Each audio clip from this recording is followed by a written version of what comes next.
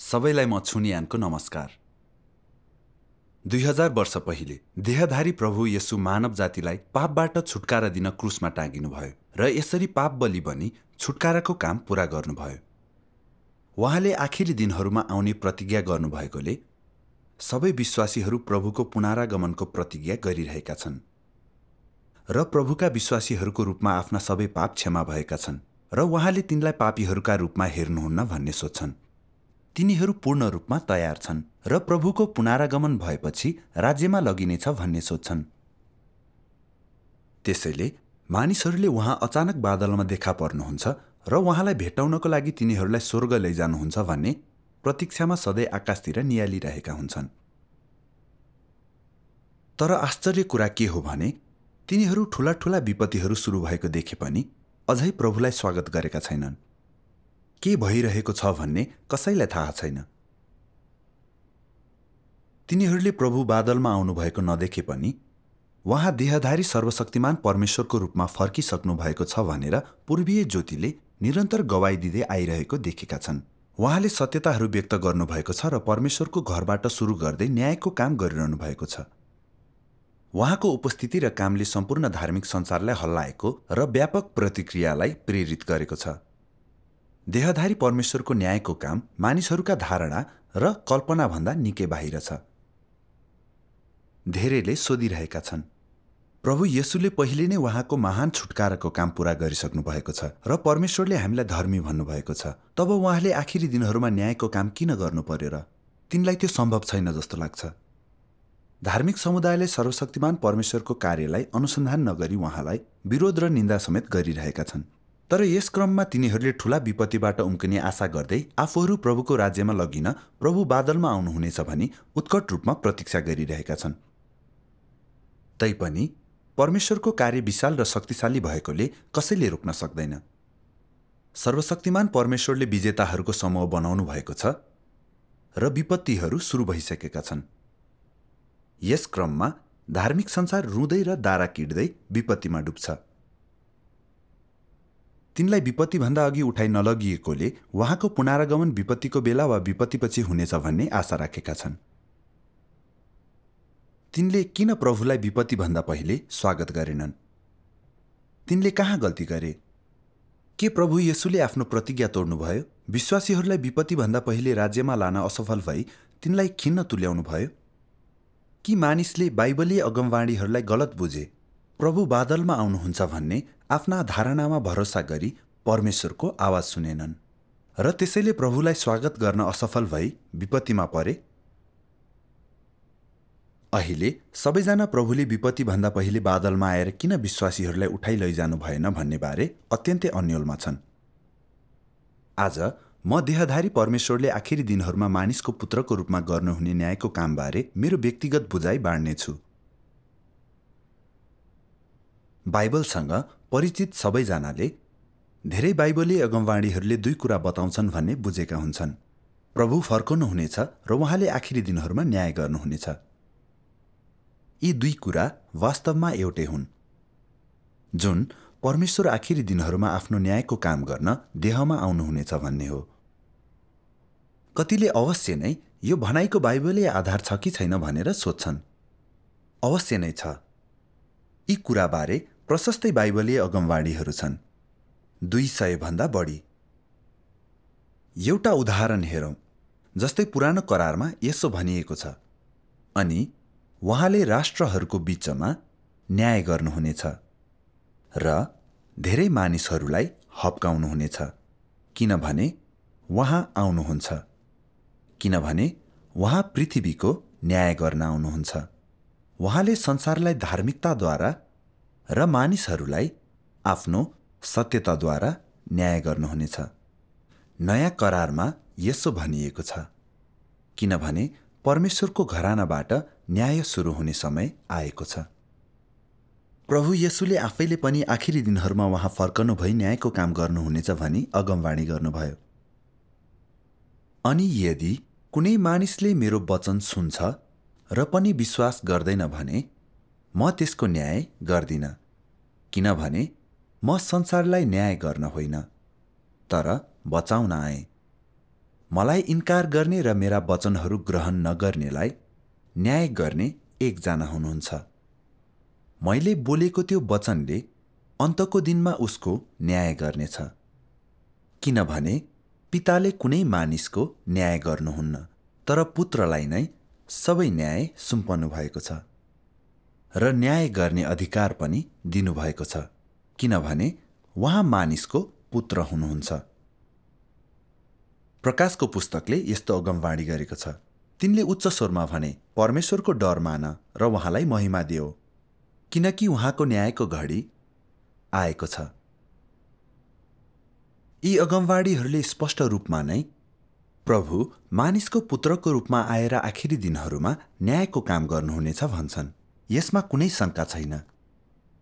प्रभु येशूले उहाँ आखिरी दिनहरूमा न्यायको काम गर्न मानिसको पुत्रको भई आउनुहुनेछ भनेर अनुग्रहको युगमा स्पष्ट अगमवाणी गर्नुभएको हामी देख्न सक्छौं। प्रकाशको पुस्तकले स्पष्ट रूपमा अगमवाणी गर्छ, किनकि उहाँको न्यायको घडी आएको छ। यी अगमवाणीहरूले आखिरी दिनहरूमा प्रभु मानिसको पुत्रको रूपमा देहधारी हुनुहुन्छ र न्यायको काम गर्न व्यक्तिगत रूपमा आउनुहुन्छ भन्ने देखाउँछन्। धेरै पहिले नै परमेश्वरले योजना बनाउनु भएको थियो र यसलाई नकार्न कसैले सक्दैन।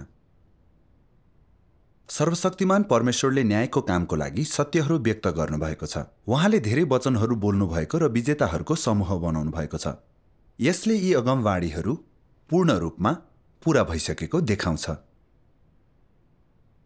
अब हामी प्रभुले छुटकाराको काम सक्नु भएकोले न्यायको काम गर्नु असम्भव छ भन्ने धार्मिक विश्वासबारे हेरौं। के यसको बाइबलीय आधार छ? के प्रभु येशूले यसो भन्नुभयो? छँदै छैन। यस्ता विचारहरू केवल मानव धारणा, कल्पनाहरू र मनका कामना हुन्। ती बाइबलमा दिइएका अगमवाणीहरूभन्दा विपरीत छन् र परमेश्वरको कुनै वचनले समर्थन गर्दैन। यो सोचाइ अत्यन्तै मूर्खतापूर्ण छ। किन मानिसहरू इमान्दारी साथ बाइबलमा प्रभुका वचनहरू र अगमवाणीहरू खोजी गर्दैनन्, तर आफ्नै धारणाले परमेश्वरका आखिरी दिनहरूको न्यायको कामको निन्दा गर्छन्? के त्यो मनमानी र अहङ्कारी कार्य होइन र? बाइबलमा मानिसको पुत्रको आगमन र आखिरी दिनहरूको न्यायबारे धेरै अगमवाणीहरू छन्, तर किन मानिसहरूले आफ्नै आँखा अगाडिको पवित्र शास्त्र देख्दैनन्? यो बाइबलले भनेको जस्तै हो। तिमीहरूले सुनेर त सुन्नेछौ, तर बुझ्ने छैनौ, अनि तिमीहरूले हेरेर त देख्नेछौ, तर चिन्ने छैनौ, किनभने यी मानिसहरूका हृदय बोधा छन् र तिनीहरूका कान बहिरा छन् र तिनीहरूका आँखा बन्द छन्, नत्र त तिनीहरूले आफ्ना आँखाले देख्ने थिए र आफ्ना कानले सुन्ने थिए र आफ्ना हृदयले बुझ्ने थिए, अनि तिनीहरू परिवर्तन हुने थिए र म तिनीहरूलाई निको पार्ने थिएँ। बुद्धिमानले किन परमेश्वरले आखिरी दिनहरूमा न्यायको काम गर्नुहुन्छ र मानिसको पुत्र काम गर्न देखा पर्नुहुन्छ भन्ने खोजी र अनुसन्धान गर्नुपर्छ। हामीले बाइबलका अगमवाणीहरू साँचो रूपमा बुझ्न यी प्रश्नहरूको उत्तर दिनुपर्छ। अब हामी प्रभु किन मानवलाई छुटकारा दिइसक्नु भएपछि पनि न्यायको कामको लागि फेरि देहधारी बन्नुहुन्छ भन्ने नियालौं। यो रहस्यलाई सर्वशक्तिमान परमेश्वरले खुलासा गरिसक्नु भएको छ। सर्वशक्तिमान परमेश्वरका वचनहरूले यसबारे के भन्छन् हेरौं। सर्वशक्तिमान परमेश्वर भन्नुहुन्छ, येशूले मानिसको माझमा धेरै काम गर्नुभए पनि उहाँले सारा मानव जातिको छुटकारा मात्र पूरा गर्नुभयो र मानिसको पापको बलि बन्नुभयो। उहाँले मानिसलाई उसका सबै भ्रष्ट स्वभावबाट मुक्त गर्नु भएन। मानिसलाई पूर्ण रूपमा शैतानको प्रभावबाट मुक्त गर्नको निम्ति येशू पापको बलि बन्न र मानिसको पापहरू बोक्न मात्र आवश्यक थिएन, तर मानिसलाई शैतानी रूपमा भ्रष्ट पारेको उसको स्वभावबाट पूर्ण रूपमा छुटकारा दिन परमेश्वरले अझ ठूलो काम गर्नु आवश्यक थियो। यसैले अब मानिसका पापहरू क्षमा गरिएका छन्। मानिसलाई नयाँ युगतिर डोर्याउन परमेश्वर देहमा फर्केर आउनुभयो र दण्ड अनि न्यायको काम सुरु गर्नुभयो। यो कामले मानिसलाई एक उच्च क्षेत्रमा पुर्यायो। उहाँको प्रभुत्व मुनि आउनेहरू सबैले अझ उच्च सत्यको आनन्द लिनेछन् र अझ ठूला आशिषहरू प्राप्त गर्नेछन्। तिनीहरू साँच्चीकै ज्योतिमा जिउनेछन् र तिनीहरूले सत्य, बाटो र जीवन प्राप्त गर्नेछन्। किनकि मानिसलाई छुटकारा दिइएको र उसका पापहरू क्षमा गरिएको हुन सक्छ, तर त्यसलाई परमेश्वरले मानिसका अपराधहरू सम्झनुहुन्न र मानिससँग उसको अपराध अनुसार व्यवहार गर्नुहुन्न भनेर मात्र मान्न सकिन्छ। तापनि जब मासुको शरीरमा जिउने मानिस पापबाट छुट्याइएको हुँदैन, उसले पापै मात्र गरिरहन सक्छ। यसरी अटुट रूपमा आफ्नो भ्रष्ट शैतानिक स्वभाव प्रकट गर्छ। यो मानिसले जिउने जीवन हो, जहाँ पाप गर्ने र क्षमा गरिने चक्र निरन्तर चलिरहन्छ। अधिकांश मानव जातिले दिनमा पाप गर्छन् र साँझमा मात्र त्यो स्वीकार गर्छन्। यसरी पापको बलि मानिसका लागि सदा सर्वदा प्रभावकारी भए पनि त्यसले मानिसलाई पापबाट बचाउन सक्दैन। मुक्तिको काम आधा मात्र सम्पन्न भएको छ, किनकि मानिसमा अझै पनि भ्रष्ट स्वभाव छ। आफ्ना पापहरू थाहा पाउनु मानिसको निम्ति सजिलो छैन। उसले गहिरो जरा गाडेको आफ्नो प्रकृतिलाई चिन्ने कुनै उपाय छैन र यो नतिजा प्राप्त गर्न ऊ वचनद्वारा गरिने न्यायमा भर पर्नुपर्छ। तब मात्र मानिस बिस्तारै यस बिन्दुबाट परिवर्तन हुन सक्छ। सर्वशक्तिमान परमेश्वरका वचनहरू स्पष्टै छन्, होइन र? प्रभु येशूले अनुग्रहको युगमा मानिसलाई छुटकारा दिनुभयो, तर उहाँ किन आखिरी दिनहरूमा न्यायको लागि फर्कनुहुन्छ? किनभने प्रभु येशूले छुटकाराको काम सकाएर परमेश्वरको मुक्तिको काम आधा मात्रै पूरा गर्नुभयो। यसबाट मानिसले पापबाट छुटकारा पायो। त्यसैले हामी प्रभुलाई प्रार्थना, संगति गर्न र उहाँको अनुग्रह र आशिष प्राप्त गर्न योग्य भयौं। हामी पवित्र आत्माले दिनुभएको शान्ति र आनन्द प्राप्त गर्छौं। तर अझै पनि हामी पाप गरिरहेका हुन्छौं अनि पाप गर्दै स्वीकार गर्ने र फेरि पाप गर्ने चक्रमा फसिरहेका हुन्छौं। हामी कोही पनि पापको बन्धन र प्रतिबन्धबाट उम्कन सक्दैनौं, तर यसमा सङ्घर्ष गर्दै जिउँछौं। यो पीडादायी छ, जसबाट मुक्त हुने उपाय छैन। यसले देखाउँछ प्रभुले हाम्रा पाप क्षमा गर्नु भए पनि हाम्रो पापी प्रकृति साथै हाम्रो भ्रष्ट स्वभाव अझै अस्तित्वमा छ। हामी परमेश्वरको कुनै बेला पनि विद्रोह र विरोध गर्ने सम्भावना हुन्छ।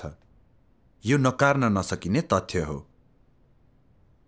जति नै लामो समय कसैले विश्वास गरे पनि तिनीहरू पवित्रता हासिल गर्न र परमेश्वर सामु आउन योग्यका हुँदैनन्।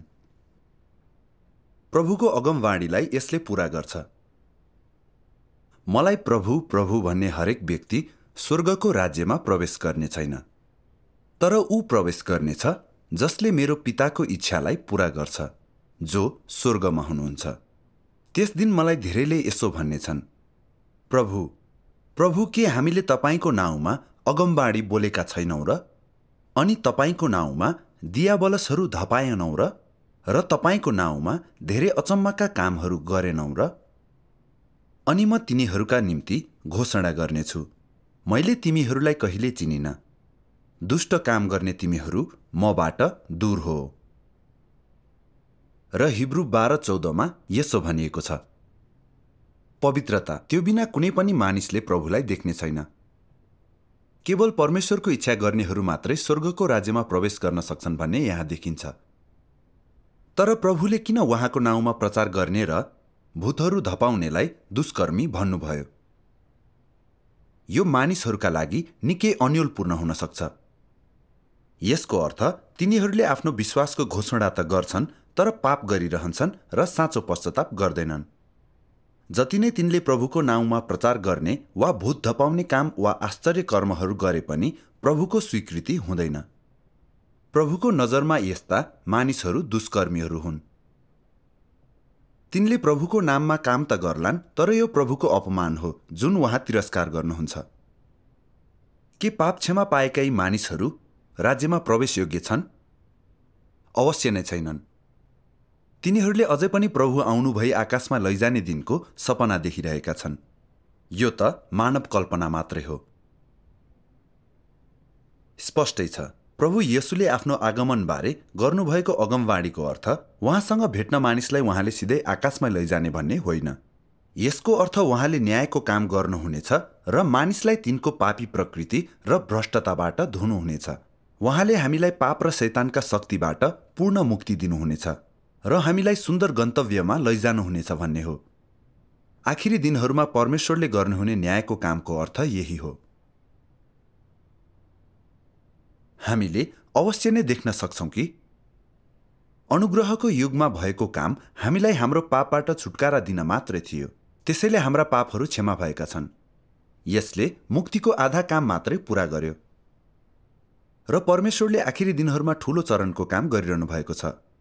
प्रभु येशूको छुटकाराको कामको जगमा हामी मानवलाई सर्वशक्तिमान परमेश्वरले पूर्ण धुन अनि पाप र शैतानका शक्तिबाट मुक्त पार्न आखिरी दिनहरूको न्यायको कामको लागि सत्यताहरू व्यक्त गरिरहनु भएको छ। यहाँ देख्न सक्छौं प्रभु येशूको छुटकाराले आखिरी दिनहरूमा परमेश्वरले गर्नुहुने न्यायको पूर्ण बाटो तयार पार्दै थियो। यो जग बसाल्ने काम थियो र सर्वशक्तिमान परमेश्वरको न्यायको काम मानवलाई मुक्ति दिने उहाँको व्यवस्थापन योजनाको सबैभन्दा महत्त्वपूर्ण चरण हो र यसले युगको अन्त्य गर्नेछ।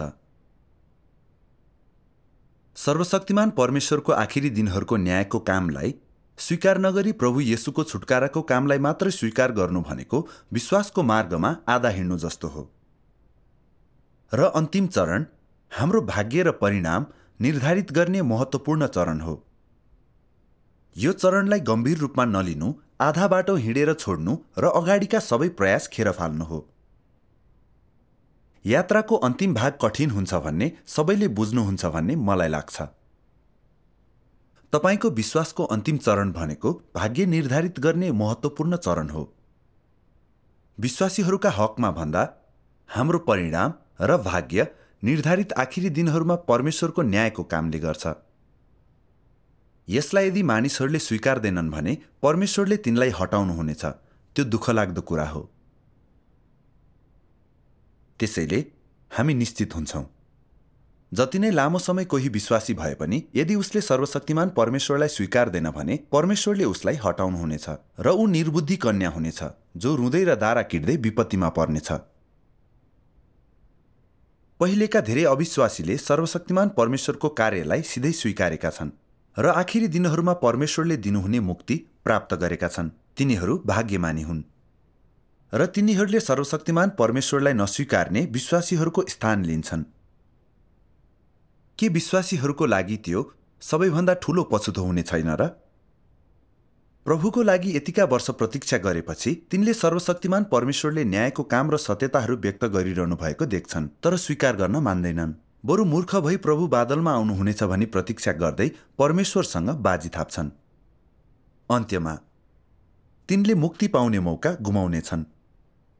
के त्यो विश्वासीको लागि अत्यन्तै दुःखलाग्दो कुरा हुने छैन र? सर्वशक्तिमान परमेश्वरले मानवलाई पूर्ण मुक्ति दिन कसरी न्यायको काम र धुने काम गर्नुहुन्छ भनेर कतिपयले सोध्न सक्छन्। यससँग सम्बन्धित सत्यतामाथि संगति गर्ने कुरा धेरै छन्। त्यसैले अहिले सतह मात्रै कोट्याउन सक्छौं। अब सर्वशक्तिमान परमेश्वरका वचनहरूको खण्ड पढौं। सर्वशक्तिमान परमेश्वर भन्नुहुन्छ, आखिरी दिनहरूका ख्रीष्टले मानवलाई सिकाउन, मानवको सारलाई प्रकट गर्न र मानवका शब्दहरू र कार्यहरूलाई जाँच गर्न विभिन्न सत्यताहरू प्रयोग गर्नुहुन्छ। यी वचनहरूमा मानवको कर्तव्य, मानवले कसरी परमेश्वरको आज्ञा पालन गर्नै पर्छ, मानव कसरी परमेश्वरमा निष्ठावान हुनै पर्छ, मानव कसरी सामान्य मानवतामा जिउनु पर्छ र साथसाथै परमेश्वरको बुद्धि र स्वभाव र यस्तै अन्य कुराहरू जस्ता विभिन्न सत्यताहरू समावेश भएका हुन्छन्। यी सबै वचनहरू मानवका सार र उसका भ्रष्ट स्वभावप्रति निर्देशित हुन्छन्। खास गरी मानवले कसरी परमेश्वरलाई घृणाका साथ इन्कार गर्छ भनी प्रकट गर्ने वचनहरूलाई मानव कसरी शैतानको मूर्त रूप हो र परमेश्वरका विरुद्धको शत्रुवत दबाव हो भन्ने विषयमा बोलिएको हुन्छ। उहाँको न्यायको कामको अवधिमा परमेश्वरले मानिसको प्रकृतिलाई एक दुईवटा शब्दहरूले व्याख्या गर्नुहुन्न। उहाँले प्रकट गर्नुहुन्छ, निराकरण गर्नुहुन्छ र लामो समयसम्म काटछाट गर्नुहुन्छ। प्रकट गर्ने, निराकरण गर्ने र छिवलले यी सबै फरक फरक तरिकाहरू सामान्य वचनहरूसँग साट्न सकिँदैन। तर यसको सत्यताबाट मानव पूर्ण रूपमा वञ्चित भएको हुन्छ। यी जस्ता तरिकाहरूलाई मात्र न्याय भन्न सकिन्छ। यस किसिमको न्यायद्वारा मात्र मानव नियन्त्रणमा रहन सक्छ र परमेश्वरको बारेमा पूर्ण रूपमा विश्वस्त हुन्छ र यसका साथसाथै परमेश्वरको साँचो ज्ञान प्राप्त गर्न सक्छ। सर्वशक्तिमान परमेश्वरका वचनहरू स्पष्टै छन्। उहाँको आखिरी दिनहरूको न्याय मुख्य रूपमा सत्यता व्यक्त गरेर मानवको भ्रष्टाचारलाई न्याय गर्न, हाम्रो भ्रष्टता खुलासा गर्न हो। त्यसैले हामी आफ्नो बारे मनन गर्छौं, आफूलाई चिन्छौं अनि आफ्नो भ्रष्टता देख्छौं अनि हामी पछुताउँछौं। आफूलाई साथै आफ्नो देहलाई घृणा गर्छौं र यसरी साँचो पश्चाताप आउँछ। यो न्यायको काम मानिसलाई बुझाउन केही सत्यताहरू व्यक्त गरेर मात्र गरिँदैन, बरु परमेश्वरले सत्यताका थुप्रै पक्षहरू व्यक्त गर्नुहुँदैछ। यी सत्यताहरू मानिसलाई न्याय गर्न, खुलासा गर्न, काटछाँट र निराकरण गर्न, साथै हामीलाई जाँच्न र शोधन गर्नलाई हुन्। मानिसको भ्रष्टाचारलाई न्याय र खुलासा गर्ने परमेश्वरका वचनहरूले विशेषतः तीव्रताको साथ मानवको शैतानी स्वभावहरू र हाम्रो प्रकृति र सार प्रकट गर्छन्। यी मर्मस्पर्शी वचनहरूले सिधै हाम्रो हृदय छुन्छन्। हामी कतिसम्म भ्रष्ट भएको र हामी मानव भनिन योग्य नभएको कुरा देख्छौं। हाम्रो लुक्ने ठाउँ छैन, त्यसैले परमेश्वरको क्रोधबाट बच्न हामी जमिनका दरारमा लुक्न चाहन्छौं। हाम्रो भ्रष्टताको सत्यता देख्ने एकमात्र तरिका यो न्यायबाट गुज्रनु हो, अनि पछुतोले भरिन्छौं र हामी परमेश्वरका आशिषहरू र उहाँको राज्यमा लगिन अयोग्य भएको थाहा पाउँछौं। अत्यन्तै भ्रष्ट भएकाले परमेश्वर देख्न हामी योग्य छैनौं। हामी परमेश्वरको न्याय र सजाय बिना कहिल्यै पनि आफूलाई साँचो रूपमा चिन्दैनौं। तर हामी आफ्नो पाप मुखले मात्र स्वीकार्छौं र यसरी थाहा नपाई हामी शैतानी स्वभावमा जिइरहेका छौं। हामीले परमेश्वरको विद्रोह र उहाँको विरोध गरिरहेका हुन्छौं र हामी अझै स्वर्गमा जान सक्छौं भन्ने सोच्छौं। यो लाजमर्दो र भ्रमपूर्ण छ अनि आत्मचेतनाको पुरै अभाव छ। सर्वशक्तिमान परमेश्वरको न्याय र धुने कार्यको अनुभव गर्ने हामीले उहाँका वचनहरू सत्य र अनमोल छन् भन्ने प्रत्यक्ष ज्ञान पाएका छौं। हामीलाई परमेश्वरले व्यक्त गरेका सत्यताले मात्रै हाम्रो भ्रष्टता धुन र पापबाट मुक्ति दिन सक्छन्। उहाँका वचनहरूको न्याय अनुभव गरेर मात्रै हाम्रो भ्रष्टतालाई परिवर्तन गर्न सकिन्छ अनि हामी परमेश्वरको इच्छा गर्ने र राज्यमा प्रवेश गर्न योग्य मानिसहरू हुन सक्छौं। हामीलाई सर्वशक्तिमान परमेश्वरको आखिरी दिनहरूको न्यायको कामले बाटो, सत्यता र जीवन दिन्छ। हामी सर्वशक्तिमान परमेश्वरको कामले सत्यता र जीवन पाउन सक्छौं अनि परमेश्वर अघि जिउन सक्छौं, जुन परमेश्वरको ठूलै आशिष हो। हाम्रो संगतिको यो बिन्दुमा मलाई लाग्छ हामीले के बुझ्यौं भने मानवलाई मुक्ति दिने परमेश्वरको काम हामीले सोचे जस्तो सरल छैन। यो हामीलाई छुटकारा दिई पाप क्षमा गरेर त्यतिमा नै सीमित हुने होइन। उहाँको मुक्तिको काम हामीलाई दुष्टता र पापबाट पूर्ण मुक्ति दिई शैतानको पकडबाट मुक्ति दिने हो, ताकि हामी परमेश्वरमा समर्पित भई उहाँको आराधना गर्न सकौं। यसलाई हासिल गर्ने एकमात्र तरिका न्यायको काम हो। अहिले सर्वशक्तिमान परमेश्वरले धेरै सत्यता व्यक्त गर्दै न्यायको काम गरिरहनु भएको छ। उहाँको यो काम अत्यन्तै महान र अतुलनीय छ। सर्वशक्तिमान परमेश्वरका वचनले संसारलाई हल्लाएको र ब्रह्माण्डमा हलचल ल्याएको छ। परमेश्वरको आखिरी दिनहरूको कामले सबैको ध्यान तानेको र संसारलाई चकित पारेको छ। सत्यतालाई प्रेम गर्नेहरूले परमेश्वरको आखिरी दिनहरूको काम अनुसन्धान गरिरहेका छन् र सत्यतालाई प्रेम नगर्नेले मात्रै परमेश्वरको कार्यलाई नदेखे जसो गरी अवहेलना गर्छन्। तर परमेश्वरको कार्य धार्मिक संसार वा अविश्वासीहरूबाट प्रभावित हुने छैन। यो नरोकी अघि बढ्छ। छिनमै ठूला ठूला विपत्ति सुरु भएका छन् र परमेश्वरको आखिरी दिनहरूको न्यायको काम चरम बिन्दुमा छ। परमेश्वरलाई पछ्याउनेका लागि न्याय उहाँको घरबाट सुरु हुन्छ। केहीलाई सिद्ध पार्छ, धेरैलाई हटाउँछ। अरूका लागि यो परमेश्वरको विरोध गर्ने दुष्कर्मीहरूलाई ठेगान लगाउन विपत्तिहरूको प्रयोग गर्ने, शैतानलाई लगाम लगाई दुष्ट युगलाई पूर्ण अन्त्य गर्ने कार्य हो। अनि हामी नयाँ युगलाई स्वागत गरी त्यसमा प्रवेश गर्नेछौँ, जहाँ पृथ्वीमा ख्रीष्टको राज्य महसुस गरिन्छ। जसले अझै नै प्रभु बादलमा आउनुहुनेछ भनेर तृष्णा गर्दैछन्, तिनी रुँदै र दारा किट्दै विपत्तिमा पर्नेछन्। अनि प्रकाशको पुस्तकको यो अगमवाणी पूरा गर्नेछ। हेर, उहाँ बादलहरूसहित आउनुहुन्छ। हरेक आँखाले उहाँलाई देख्नेछन् र तिनले पनि जुनले उहाँलाई घोचे। अनि उहाँको कारण पृथ्वीका सबै जातिले विलाप गर्नेछन्। सर्वशक्तिमान परमेश्वरले यसो पनि भन्नुभयो, धेरै मानिसहरूले मैले भनेको कुराको वास्ता नगर्न सक्छन्, तर येशूलाई पछ्याउने हरेक तथाकथित सन्तलाई म अझै भन्छु, जब येशू स्वर्गबाट सेतो बादलमा आउनुभएको तिमीहरूका आफ्नै आँखाले देख्छौ, यो धार्मिकताको सूर्यको सार्वजनिक देखा पर्ने घटना हुनेछ। सायद त्यो क्षण तेरो निम्ति ठूलो उल्लासको समय हुन सक्छ। तैपनि येशू स्वर्गबाट ओर्लनु भएको देख्ने समय दण्ड भोग्नलाई त नरक जाने बेला पनि हो भन्ने तैँले जान्नुपर्छ। त्यो परमेश्वरको व्यवस्थापन योजनाको अन्तको समय हुनेछ। अनि यो परमेश्वरले असललाई इनाम र दुष्टलाई दण्ड दिने समय हुनेछ। सत्यताको अभिव्यक्ति मात्र हुँदा मानिसले चिन्हहरू देख्नु अघि नै परमेश्वरको न्याय अन्त भइसकेको हुनेछ।